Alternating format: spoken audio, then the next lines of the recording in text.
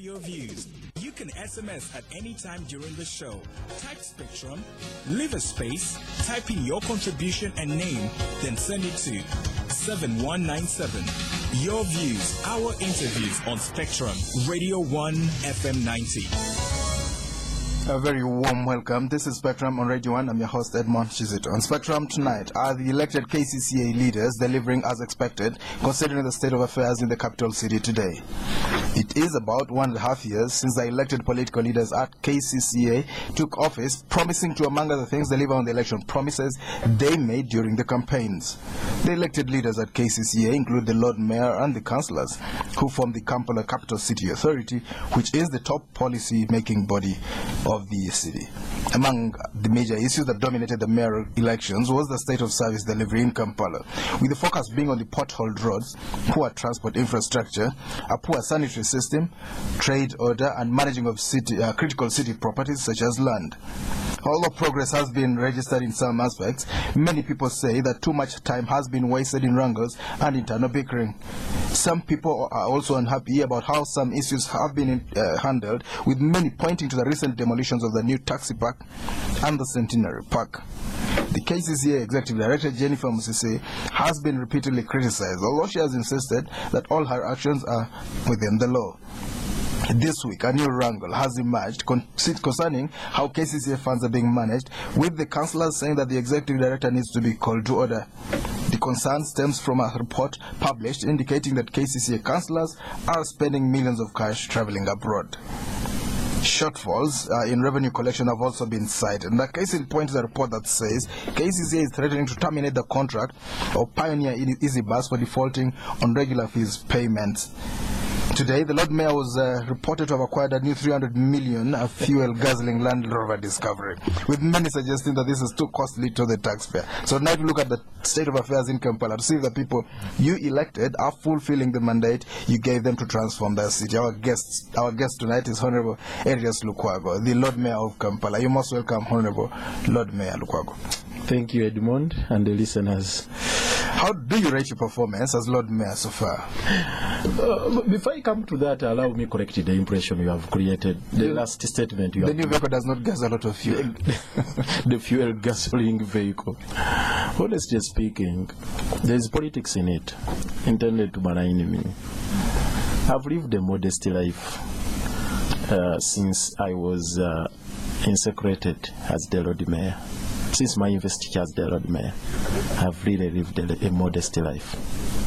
It had never happened in history that there would be staff who would get a higher pay than the mayor. But I've lived with that. The executive director earning 36 million, the Lord Mayor 16. The assistant to the executive director 27 million. All the 10 directors are earning 22 million. Actually, even the deputy directors who are earning, they are earning much more than the Lord Mayor. So you can see that kind of situation. I was entitled to the official residence.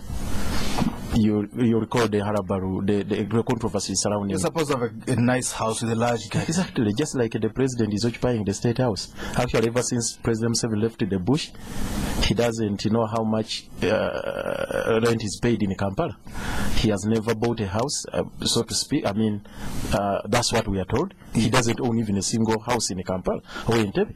So he has always lived in a taxpayer's house, the state house. And that's not a crime because he's been a president. But myself, ever since I was sworn in, I wasn't given the official residence. It was widely published in the press that we evicted General Tinyefons from the supposedly, I mean, the house which is ostensibly meant for the Lord Mayor. The Lord Mayor. Yes. But to date, nobody cared to find out what happened subsequently. And because of modesty, I said I could not fight on. Please give me my house. This is my entitlement. I left it. Today, all along, I've been using my vehicle. Of course, getting fuel for the same. Fine. I appreciate that. But at a critical moment when we are demanding for accountability for colossal sums of money. Tell us, sir. One brings up this issue. Pure red herring. Red herring. It's diversionary. After 1.5 years. After 1.5 years, I've kept quiet. I've not been assertive on demanding, and this yet it's my right, but I've not been assertive. And you know, when it comes to my rights, I'm always assertive. Even the rights of others, I've always been assertive. But this one, I said, okay, I can forfeit for the time being. It's not a priority. Now it comes up as a hot issue. Maybe the house is also being painted. But I'll tell you one thing. The house, which one? It's being repaired. Number one is the car, then maybe there's the house. I'll tell you, it's being used as a safe house. That one, including the former town clerk's house. Yes, behind the Sheraton. Behind the Sheraton, Sizwa Road, which we recovered from Sebaga. These two houses are being used as safe, but that's a debate for another, as I said. Today, when you look at this vehicle they are talking about, I don't know how it was procured.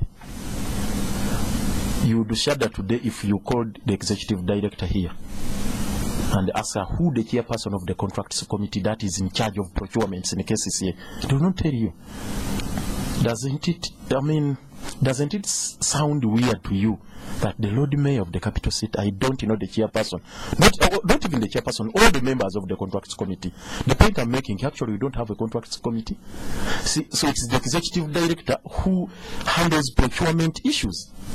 So she procures a vehicle for me without going through the necessary procurement processes from a source which is not disclosed to me.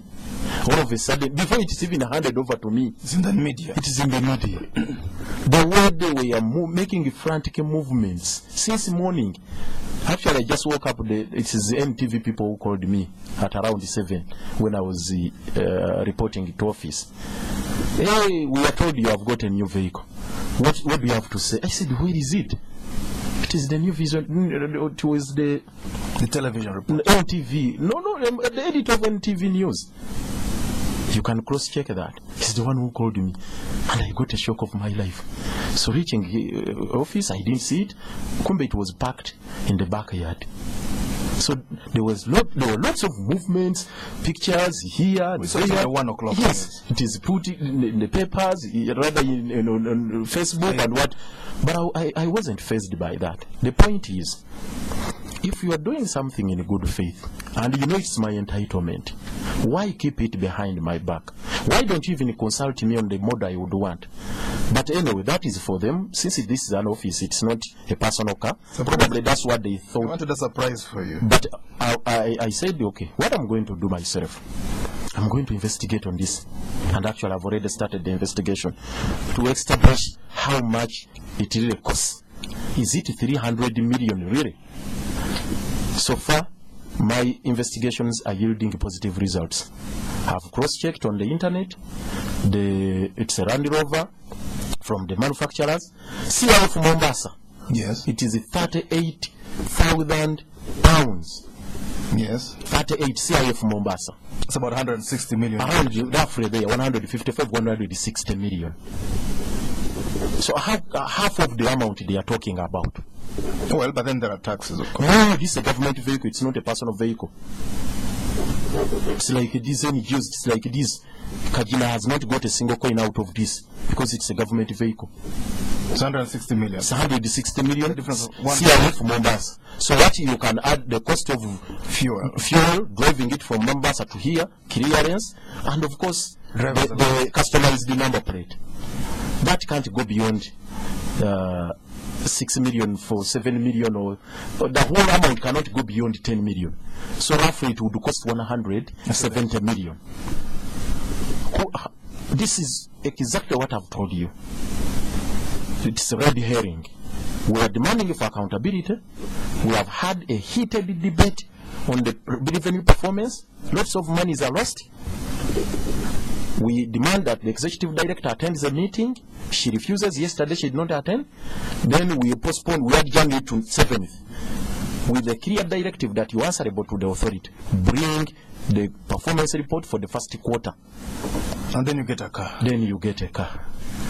But that will be handled. So I wanted to explain that, and I thank you for the opportunity given. All right. So give us your own rating, your performance, about 20 months since you took office. As an institution or as an individual? Well, you talk about yourself, talk about the councillors that you lead. Well, at institutional level, I must be honest to the viewers, or rather to the listeners, to the people in Kampala. We are supposed to serve Ugandans at large because this is a capital city. Our performance is below average, I must say, admittedly. I have to be objective. Why not for working? Well, we are experiencing lots of, I should say, institutional instability. Institutional instability. We thought we would go, initially we thought, well, probably these vagaries that are associated with the transitional process. And with the time we thought probably we would go over that. But of course it would appear there are people who are benefiting from this. And that is it. Well, let's get something. I mean, some people think you spend a lot of time bickering with the executive director. Many people will say they see her, commissioning street lights and doing other things. She was at the carnival the other day on horseback, waving a national flag. She's been commissioning roads. They think you are the problem. The ED is doing her work, wearing a sombrero hat the other day. I will tell you. Yes, actually you have described what she's exactly doing. But is that within her docket as the accounting officer? Showing off is normal for us politicians. If it were Lukwago showing off, always wants to attract public attention, media breeze, that would be perfectly okay.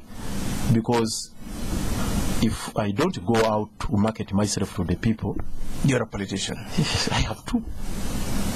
But if you overdo it again, it becomes a problem. But the point I'm making here, exactly that is the disease we are facing. That is the crux of the matter. That the accounting officer is actually acting like a politician. In an institution like a KCCA, there is political leadership. And we have the technocrats. The roles are clearly defined. We, the political leaders, are supposed to make policies. After you have made the policies, hands off, but eyes on. Yes. Play the oversight role. Actually, ours is a dual role. It's a twofold role. Policy making as well as oversight. But in an institution like, in a situation in which we are operating, and you actually in the media come out to say, oh, okay, you don't care. And say, okay, fine, no, as long as she's doing the ABCD, we don't care. But let me tell you the tragedy in any given administrative structure.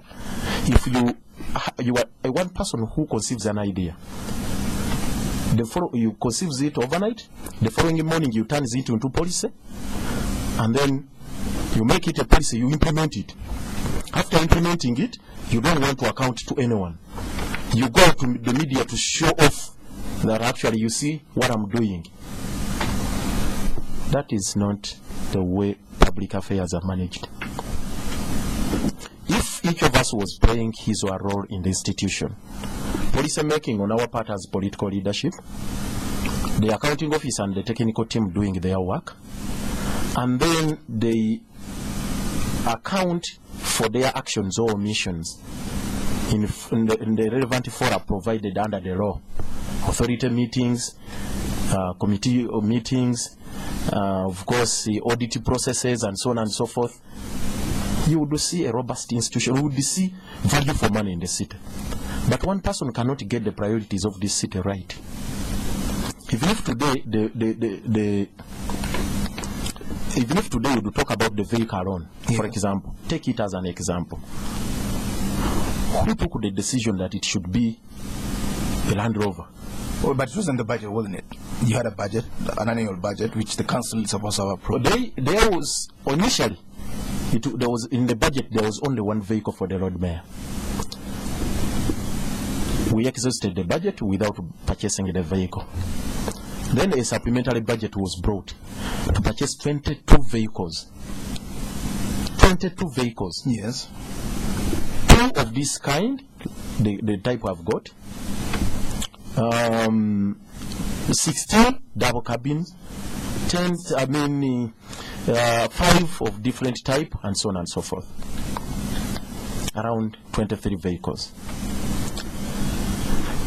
At a whooping sum of 5 billion. For all the vehicles. And the executive director wanted a supplementary budget. We said, no, wait a minute. Before we approve this budget, tell us how much would each vehicle cost. You wanted a breakdown. We wanted a breakdown. She refused to give it to us.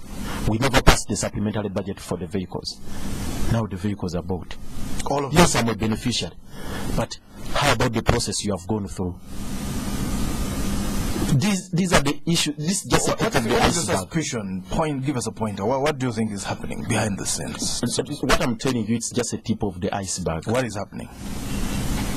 If you came to assess the mechanism being used to appropriate our funds, oh my God, they violate all the laws you can talk about in this country. Maybe there are no systems in financial and accounting systems. What? Maybe there are no systems before that. They have to. Yeah, but we have to build the systems. Exactly. That is one of the malaise we wanted to address. Well, but work has to go on in the meantime. Yeah, but for how long? For how long shall we work in such a manner? If it were for a few months, one would say, okay, fine, we're in a transition. We appropriated last financial year 148 billion. The budget was 148 billion. Yes. 102 billion was to come from the central coffers. 46 billion local collections, local revenue. That's 148. And on top of that, by the time we assumed office, you recall there were accounts which were frozen, around 152 accounts. Which you discovered that happened. Exactly. 70 billion, I think. No, it was 58 billion, 58 according to the audit report of the Auditor General. 58 billion. So we're talking about a sum of 203 billion, which we had the whole of last financial year. Now talk about the key priorities. This is where I said our performance has been below average. Talk about the priorities. Which are those? Give them to us. Garbage, solid waste management. Yes. 17 billion for the last financial year. This year it's 20 billion. That's roughly 37 billion. But let's talk about last financial year. Yes. 17 billion. The breakdown was, let us at least purchase 2 trucks, refugee trucks, for at least each division. Each division will get at least 2 trucks. For each of the 5 divisions. Each of the 5 divisions. As we talk today, it's a tragedy that ever since we assumed office, coming to 1.5 years, we have never purchased even a single refugee truck. And the money is there. Our predecessors, we are maligning day in, day out, are the ones who purchased the trucks we are using today. Why can't you buy the new ones? This is exactly what we are pushing for. I'm not in procurement. The procurement is being handled by only one person, the executive director. Yes. We have no contracts committee. She doesn't buy. Then when we push her to buy the trucks, one says you're bickering. But that's not bickering. I'm doing exactly my work. That we pass the budget, purchase the trucks, she doesn't buy them. When we raise that, she dashes to Constitutional Square and launches a few dusty bins and say, now we have bought these plastic dusty bins, which were said to have cost 1.8 billion. Plastic dustbins. Plastic dusty bins, which are not durable. Then, out of this 17 billion, I've always raised this issue. We have not bought a new site for establishment of a landfill. Chitez is overwhelmed by the capacity. It has no capacity whatsoever. And earlier on we had bought land in Chikajo off Natete. Somebody had grabbed it. We recovered it. After it had been recovered, they don't want you to make a policy for the same. It's none of your business. Apart from that issue, there is this issue I've always raised time and again of 2.4 billion annually, which is being given to Honorable Tada to manage Chitez.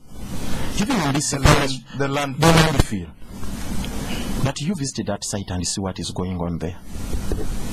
The Because these are the issues we wanted to rectify. These are the mistakes which were committed by our predecessors. And they're still being committed? They are still being committed. So why should I give kudos to myself? Or why should I pat at the back of the executive director? You are doing a wonderful work. What do you think is actually happening? We saw on hospital. The Auditor General gave us... front of TV cameras. I've already said this. And actually one time there was a draft report of the Auditor General. And I told you quite a number of people were drawing double salary. From URA? Yes, double salary. And I listed the names. Those who are still on the payroll of KCCA and URA. Did they return the money? Did they? So solid waste management, that was what exactly have we done in that particular regard? We have not bought new trucks, nor are we improving on the collection capacity. Yes. So, I'm saying for us, we are doing our work of making policy and oversight. There, personally, I'm doing it. That's why when I come out to say this, they say, oh, you recall the other day, we gave you a ticket to go to America. Yes. But look here. Surely, I've traveled every conference I go to. I've been to Israel. The other day, actually, I was even in India. You find mayors of various capital cities there. Now, when you raise issues of serious financial flows and you want accountability, they point out one thing, which you got even illegally. You know, we're talking about the vehicle. It's I'm even entitled to, when you point out travel first class. Yes. When you point out these flaws in the system, something shows up. Something shows up. A ticket on your desk. Exactly. This is Spectrum on Radio 1. Tonight we're hosting the Honorable Erias Lukwago, the Lord Mayor of Kampala. We're asking the questions. Are these elected leaders delivering as expected? Looking at the state of affairs in the capital city today, you will be able to call in and ask these gentlemen direct questions. We're going for a break. We'll be back. Do stay tuned.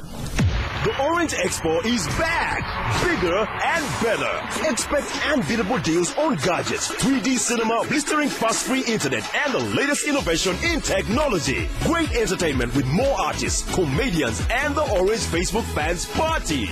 Enjoy 4 days of fun with your friends and family at Uma Exhibition Hall, 15th to 18th November 2012, from 9 a.m. to 7 p.m. Come be amazed. Amazing changes with Orange. Today, changes with Orange. Me, I am a village woman. I grew up with 4 brothers and 5 sisters. Things were difficult. We had to struggle for food. My parents couldn't take all of us to good schools. So I had to work as a house girl to make ends meet and look after my younger brothers and sisters. Now, I have my first child. I would like to spend a little more time raising her to ensure she gets the best I can offer. I know that with too many brothers and sisters to compete with, it will be hard for my child to have a chance at a good life. For my child's future, I have made a smart choice to use injector plan. The nurse said all I have to do is take 1 injection every 3 months. And then I won't have to worry about suddenly becoming pregnant. This means my child will have space to grow without having to struggle to share the little we have with too many brothers and sisters. That is my smart choice. What is yours? Condoms, pills, injector plan, implants, and IUDs. There's a wide range of family planning products available to you. Talk to your health provider to make your smart choice and live a good life. This message is brought to you by Ministry of Health and supported by USAID and UKAID. Good life. It starts with good health. Spectrum on Radio 1 FM 90.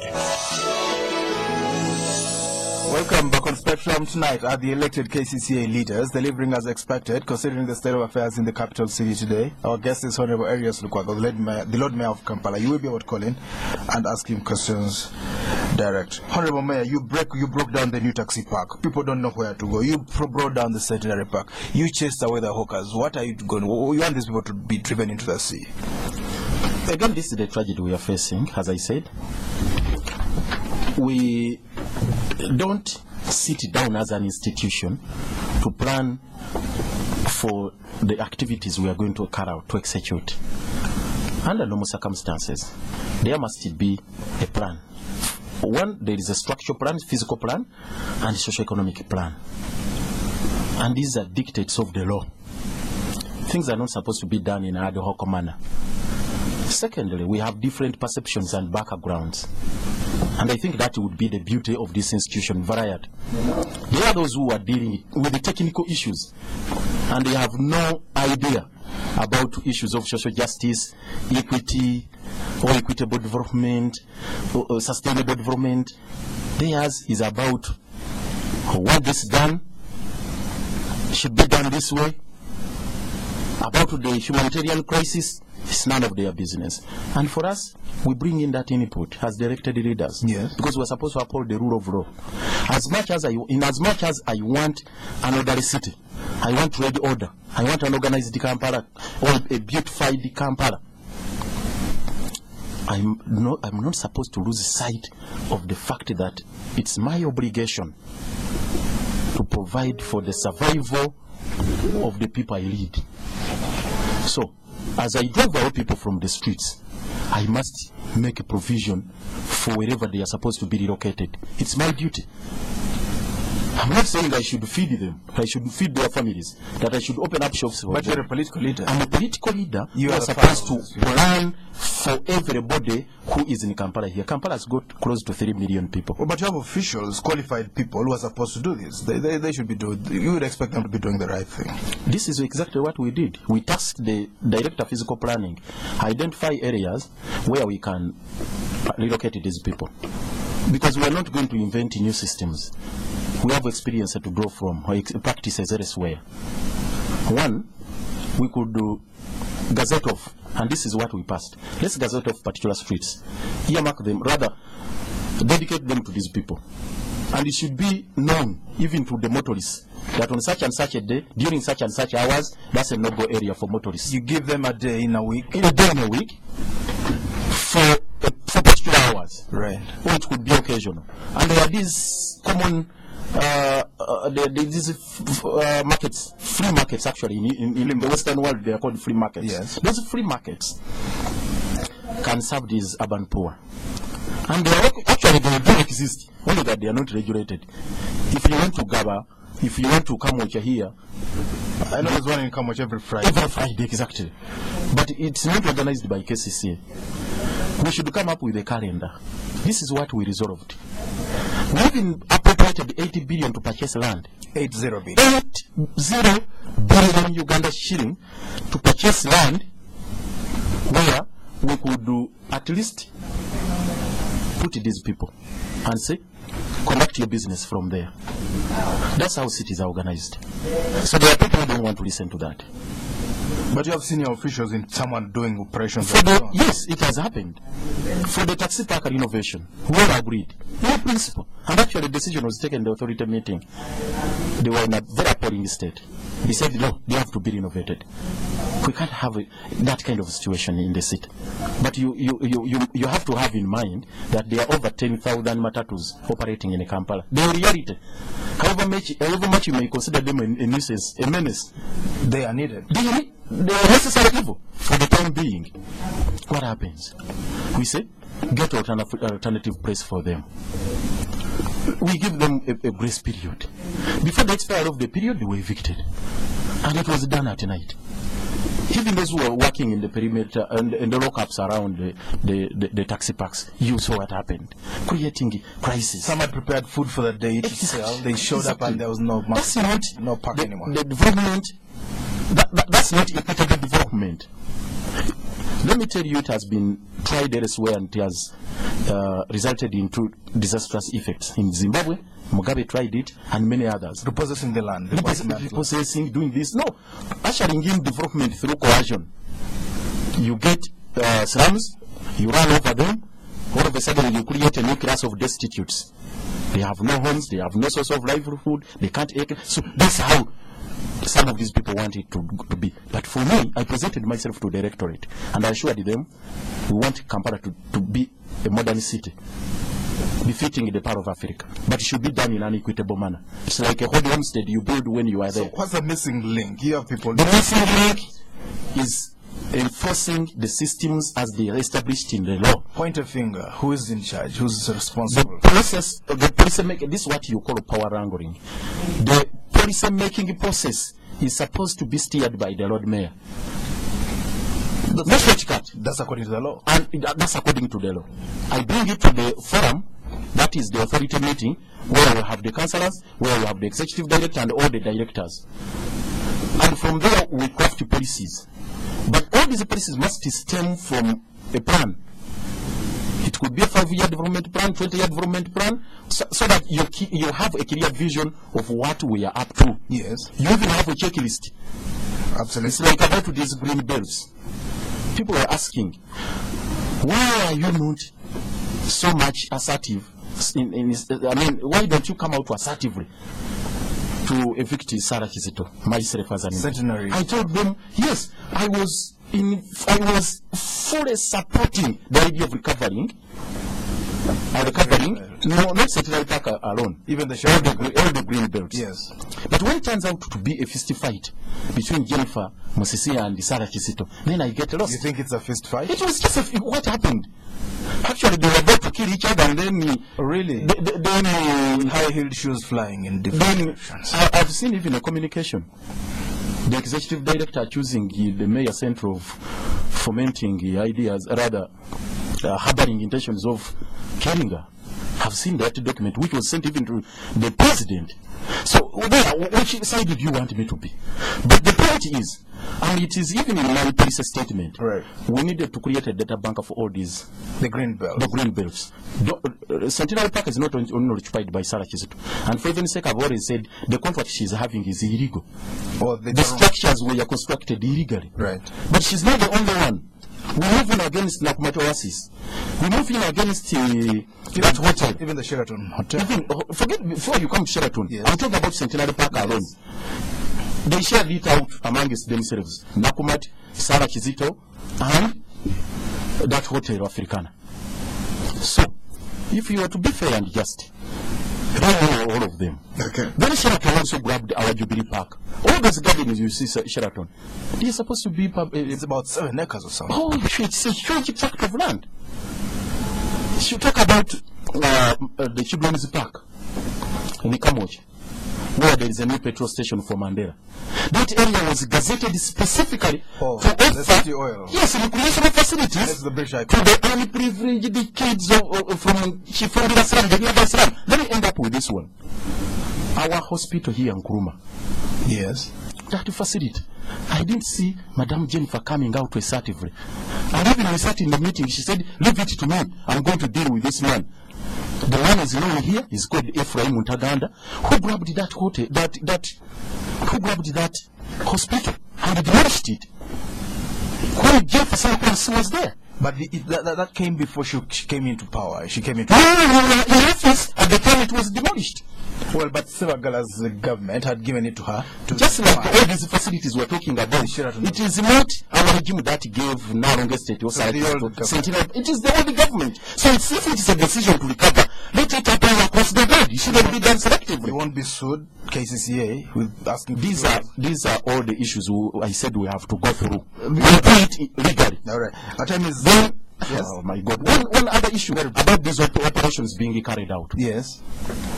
You bring a rudimentary force. Actually, they are unleashing mob justice. What do you mean? The so-called enforcement officers are not officers. It's even a misnomer to call them officers. What are they? These are small boys picked from the street here from Chisenyi. They are given our jersey. They are unleashed to the public to cause terror. But who heads them? They must have a professional. This is exactly what I said. We must streamline. Today there is no ordinance regulating their operations. And it's our mandate. It's the authority which is supposed to come up with the ordinance. Okay. There is a commander who is called Jacob Burukambuz. Jacob Burukambuz is a P7 dropout who was just away from Wakiso. What do you mean? I even have a document from Danny Kaguta. Did he pass his PLE well?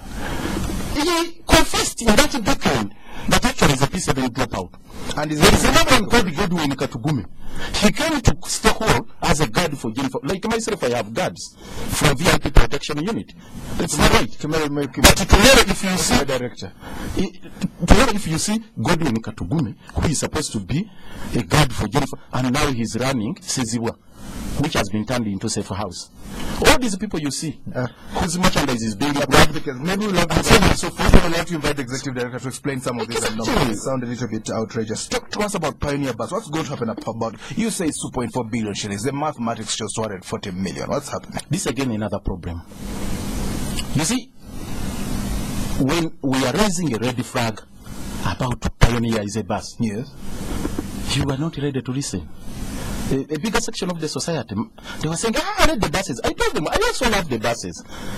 Actually, we are working hand in hand with the World Bank on to establish a robust, rapid bus transit system. RBTS. RBTS, yes. And GIS, it was supposed to be there. Even the consultants were coming in to help us gazette. We had even secured the services of the consultants from Israel to work on the planning system. What happens? Should the people in Kampala come in and identify this gap? They wanted to grab the opportunity and cash in and get it as a lucrative business. When they didn't have money. In their financial proposal, Pioneer Elizabeth indicated they needed $61.5 million US. But they said we have only 11.5. 50 million government. Not government directly. They said they would get 522 buses on this money. Yes. But Pioneer, there's a company called Yotong, it's a Chinese company. We're saying, okay, we can give them to you on credit as a loan. We can give it to you. But on condition that you get a guarantee from government. From government. Government of Uganda and the KCCA. And actually, a direct lenders agreement was executed, rather was prepared. Said Abumba's Minister for Finance signed. At that time. Keith Mwakanizi, as Secretary of the Treasury, also signed. So, next in the queue was KCCA. As our accounting officer was supposed to sign. Yeah. And we came in and said, wait a minute, before you append the signature to commit the authority, what is the financial status of this Pioneer is a bus? Is it a going concern and so on and so forth? We have to dig deep. So in a nutshell, what's the way? And also, that's one thing. There's also the issue of creating routes for them. Exclusive lanes. On our narrow roads. On our narrow, congested roads. And there was no scientific report. We had no blueprint. We had no white paper to base our decision on. So how would it, what is the traffic impact assessment report? On this, you can't just do it in a rude way, as if we're not in the 21st century. Let's hear from you. So the point is, it was rushed and brought in. We didn't sign a guarantee for them, now they are in a crisis. 8 months down the road, they are not ready to honor the obligations. Even paying the taxes to KCCA. They're not collecting the money. They're not paying. 240 million. So we are giving them a deadline of 1 week. That's the decision we took yesterday. So 1 week? Yes. Tuesday next week. What the executive director is duty bound to implement the decision we have taken. What will you do? Clamp the wheels or what? That's not my role. It's the role of the executive director. Let's hear from the listeners. This is Spectrum on Radio 1. Tonight we're hosting the Lord Mayor, Honorable Erias Lukwago. You can talk to us now. Our number 0414-348-111, 031-226-0390, 031-226-1390. Spectrum, hello? Hello? Yes, please. I'm Martin, yes? Yeah, I have some simple questions for our Lord Mayor. We're told that the Lord Mayor is a ceremonial mayor. And I was trying to wonder how a ceremonial mayor cannot even preside over ceremonies in Kampala. Because of recent we had during the celebration, I just see the Lord Mayor dropping from the parachute in the helicopter. Instead, I saw the executive director on a certain animal. Lastly, we are told that the authority refers to the Lord Mayor and his councillors. Is it possible to have an authority? I'm Martin. That animal you saw is actually a horse. Yes, sir. I thank you in the name of Almighty Allah. Your name? This is none other than Segin Muhammad from Kampala constituency. Thank you for hosting a patriotic man other than Erias Lukwago, the Lord Mayor of Kampala, Access Authority. But the Lord Mayor is quite upset that the rampant increase of our suffering of our people is caused by the Madam Jennifer Musik. But I heard that the last time we passed the resolution, Madam Jennifer Musik was dismissed in the executive director of Kampala Access Authority. mismanagement in KCCA. Spectrum, hello? Please switch off your radio and then talk to us. When you call in, please switch off your radio or walk away from it. Your name? Yes, good evening, Edmond. Good evening, your name? This is Edmond. Edison, yes? Yes, I wonder, to the KCCA Risk Director report, because I wonder whether you get all what has been going on and what has been doing, whether the roadway has a hand or not, and when all the mistakes she has been doing. Thank you. Spectrum, hello? Please switch off your radio. Yes? Yes, good evening. Good evening, your name? Fine, thank you. My name is Aisha Kamanda. Aisha Kamanda, you're welcome. Good evening, God bless. Good evening, my sister. Wonderful, was a very lucky man because he will never be accused of lucky performance. He's a very lucky man. I can say very, very lucky, extraordinarily lucky. Everyone sees the circumstances under which he works. A very lucky man. But I must confess, number one, that I was a little, I don't want to discuss, I was a little, that's what it is. When he reminded us of how much money the directors earn, I don't want to talk about the executive director, but talk about the directors, how much money they earn vis-a-vis other Ugandans in this country. You know, I don't know when this government will ever think of streamlining the pay structure. What makes someone earn more than 20 million times, more than 50 times than other people here? They go to the same schools, do the same work, no extra qualification. This has been working in ERA, many of them, they have no extra experience about city management, and suddenly they're earning lots of money. Anyway, I would like to say, because he's a very lucky man, nobody is going to accuse him of non-performance. We see the circumstances under which he's working. He's the same as all those other bodies like other people. Period. Spectrum, hello? Hello. Yes. Good evening. Good evening, your name? Ken. Calling from Makinde.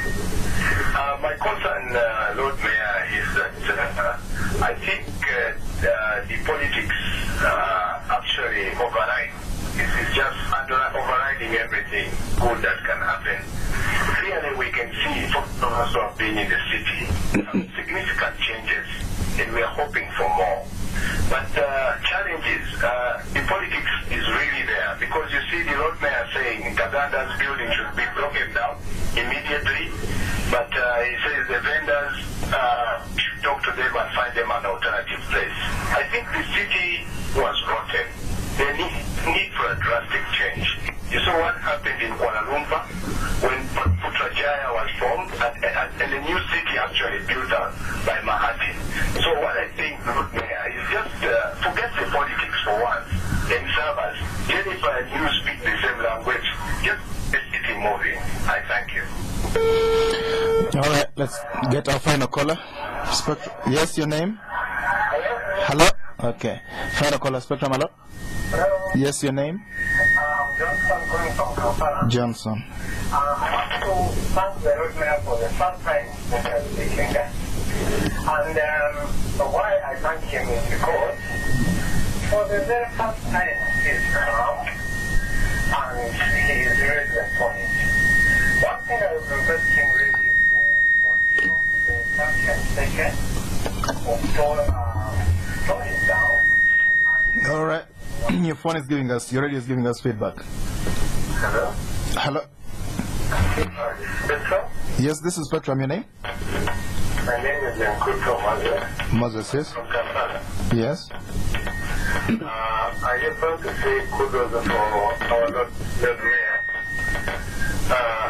Unfortunately, my language is that this country is like a rogue state being run by rogue administrators. Okay. But I really thank and uphold the Lord Mayor's view that we should continue with the struggle Okay. until we streamline our country. Thank you very much. All right, let's get back to you, Lord Mayor.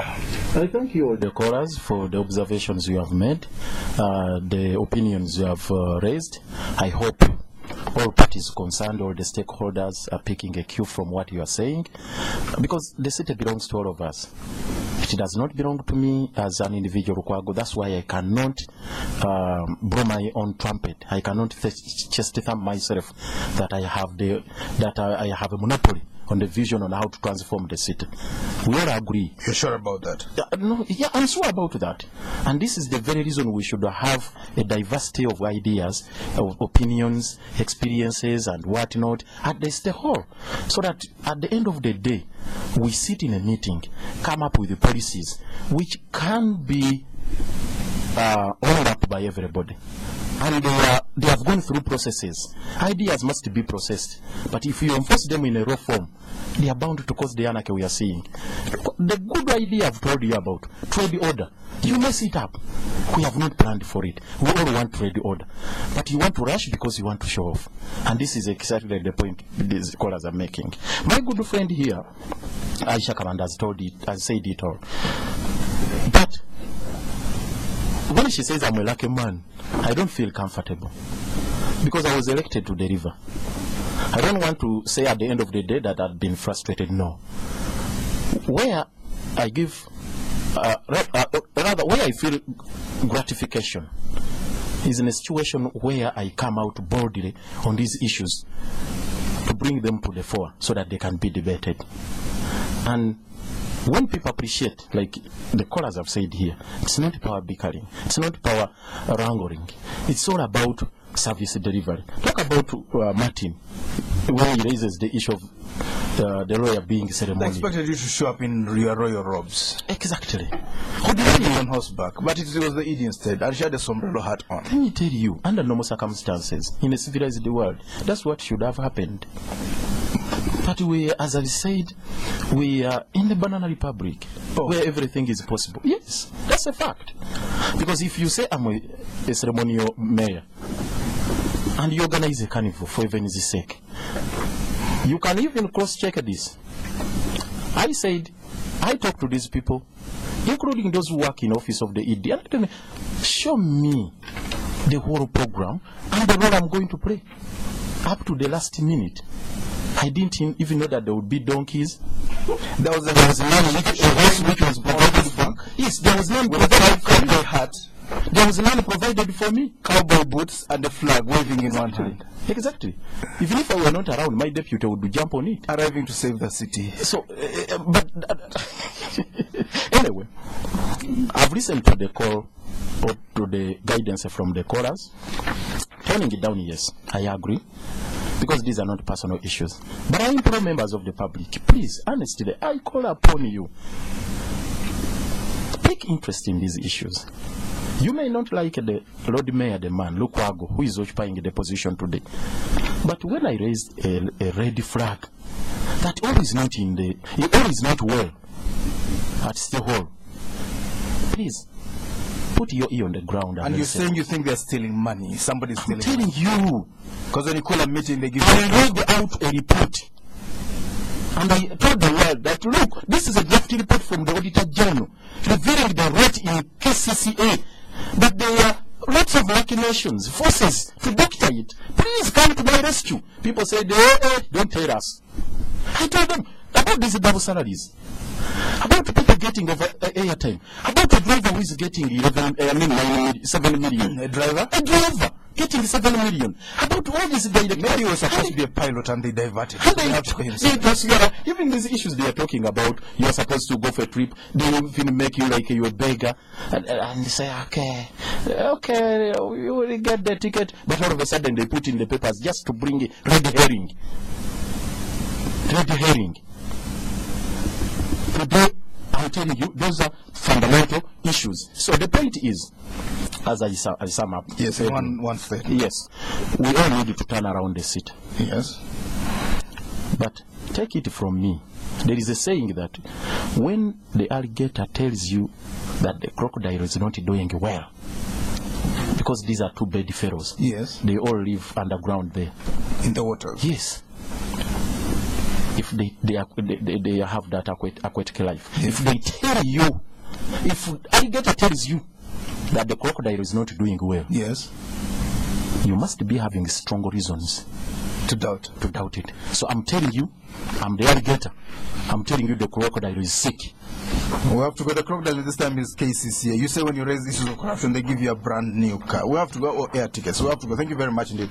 Honorable Erias Lukwago, the Lord Mayor of Kampala, for coming to Spectrum tonight. Thank you for tuning in. I've been your host, Edmond. Kizito. Spectrum will be back tomorrow. Up next is the news in English.